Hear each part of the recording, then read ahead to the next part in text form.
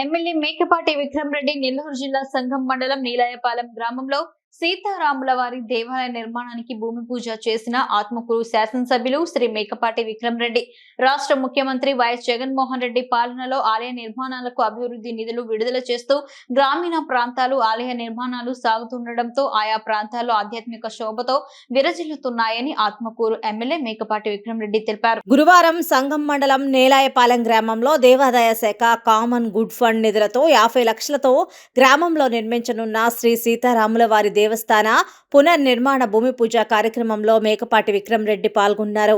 ఆలయ అర్చకులు ఎమ్మెల్యే మేకపాటికి పూర్ణ కుంభంతో స్వాగతం పలికారు.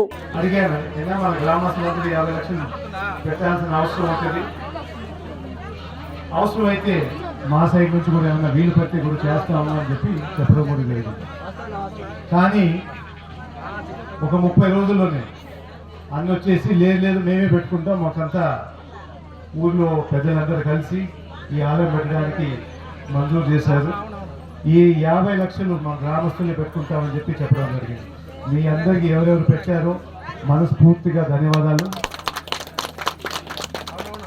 ఎందుకంటే ఈ ప్రభుత్వంలో గ్రామ స్థాయిలో పరిపాలన కానీ అభివృద్ధి కానీ తీసుకొచ్చేదానికి చర్యలు తీసుకోవాలి.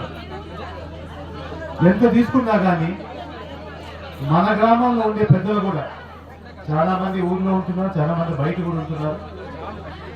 వీళ్ళు కూడా ఈ అభివృద్ధిలో పాల్గొంటే వాళ్ళు కూడా బాధ్యత తీసుకొని వాళ్ళ తరఫు నుంచి కూడా కొంచెం చేయగలిగితే మాత్రం గ్రామ అభివృద్ధి చాలా అద్భుతంగా జరుగుతుందని మీ అందరూ తెలియపరుస్తుంది.